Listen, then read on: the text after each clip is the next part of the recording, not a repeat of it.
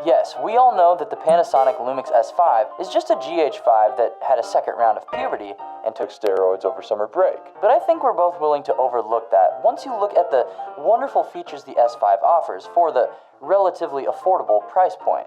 So sit back, kick your cute little feet up, and let me tell you 10 things you may or may not know about the LUMIX S5. Sure, why not?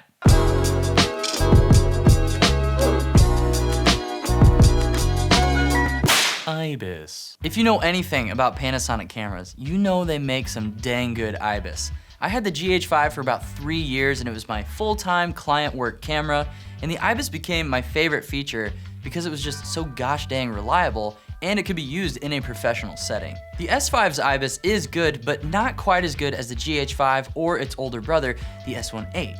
But don't let that keep you from using it because it is solid and there's a truck outside making noise. If you're using it in a professional setting, I just wouldn't count on it to replace gimbal shots or stabilize a lot of walking footage. But you can absolutely get smooth results when you're doing some simple handheld shooting. Slow motion. The S5 can shoot in HD up to 180 frames per second using the S&Q mode that's accessible on the top dial.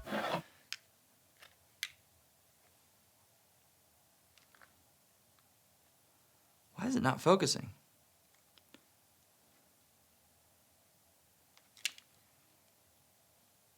Your focus needs more focus.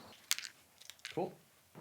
Keep in mind that frame rates above 60 on the S5 are only available in 8-bit HD, but it is nice to have those in a pinch if you need something like 120, 150, or 180 to get super slow motion.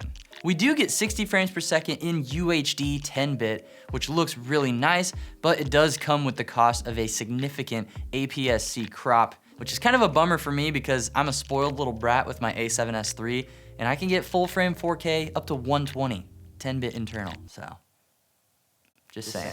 With the newest firmware update for the S5, we do now have the option to shoot in DCI, true 4K, up to 60 frames per second. But when you do switch over from 30 to 60, it drops down to 8-bit. So there's still no 422, 60 frames per second, internal 10-bit. 422, did I say that? Diagram. Smaller than GH5. The S5 is lighter and smaller than the GH5. Autofocus is crap. If this part of the video is offensive to you, then I think it's time to take off the Panasonic fanboy blinders. For some gosh heckin' reason, Panasonic is still using the contrast-based autofocus detection system, and in video especially, it's just bad. Holy autofocus. I tested it on the kit lens that you can get with the camera, and I tested it on the Panasonic L-mount 24-70 2.8, super high-end, expensive lens. And even on that lens, on the wide setting of 24, it just could not keep up, even with nice lighting and slow walking toward the camera. It still detects the eye in the face. It does a good job of putting a box and a cross around the eye. Photos look great. This is really where the S5 surprised me. The 24.2 6K sensor with obviously raw capabilities for photos creates really nice images. And I went into it with really low expectations, and it's probably because my experience with the GH5 showed me that I will never use the GH5 for photography. And I guess because I've heard so many people say the S5 is the new GH5 but full frame, I just carried my trauma over to the S5 and infected my opinion of it. But the photos are incredibly sharp and clean, and with RAW and Lightroom, there's tons of flexibility for editing. I took the S5 out with the L-mount 24-70 2.8. I did some street photography with my friend Jonathan, and I really love the results I was able to capture with the S5, especially when I put the images on my computer, started tweaking with them, and made my little Panasonic preset. It was a really good time, and overall, they're just very pleasing. And especially with that lens, that's a really nice run and gun lens, despite it being the size of a World War II Canon. It's good. However, the shooting experience with photography wasn't my favorite. The autofocus is relatively slow even with photos, and in burst mode specifically, it would miss the subject quite a bit. I don't know, their whole autofocus thing just needs to be improved. Dual native ISO. Dual native ISO. Oh, I should sing all those. I know I'm talking about the GH5 too much, but I loved that camera so much. But the dual native ISO is really what just separates the S5 from the GH5 and just puts it up on a pedestal in comparison. The GH5, you could barely get up to 2000 ISO. Maybe you could get away with 3200 in a pinch, but with the S5 in Vlog, you get the dual native ISOs of 640 and 4000. Now 640 is still gonna be cleaner than 4000, but having that second option available, if you don't have lighting or you're out filming on the streets, doing something run and gun, it's just an amazing option to have. Dual card slots. This one's a little bit goofy. I know a lot of people out there do love dual card slots for the reliability and stuff if you're shooting weddings or whatever. Slot 1 on the S5 is UHS Class 2, but slot 2 is just UHS Class 1. Now, I'm a moron, so I only have one really nice SD card. It's an Angelbird V90. It's in my A7S right now. So I wasn't able to fully test if this created any issues with relay recording or dual recording, but it is something to keep in mind if you need a camera that has that function down pat, where it's gonna be extremely reliable for you. I would just be cautious of that. I don't know what else to say, because I wasn't able to test it. I'm sorry, I love you. Next. RAW. Well, we don't want you back. Okay.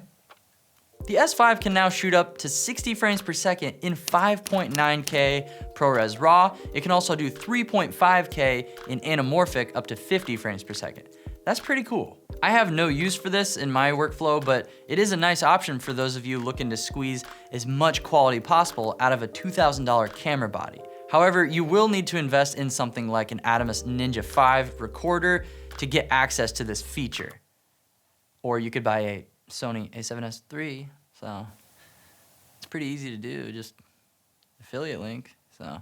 Record limit. If you're shooting in UHD or DCI 4K 10-bit modes, you do have an internal recording limit of 30 minutes. If you're shooting in 8-bit UHD internal, you have an unlimited record limit unless you switch to 8-bit 60 frames per second. For some reason, that also has a 30-minute record limit. The good news is this camera has no overheating issues, so you can just keep recording with this thing as soon as your limit is up. Or if you do have an Atomos recorder, you'll be able to record endless, basically until your cards fill up or your SSDs fill up.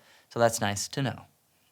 And lastly, this camera has a freaking tiny ass micro HDMI port. No, God! Can we please be done with this? We know that the A7S III has a full size and it's a tiny camera.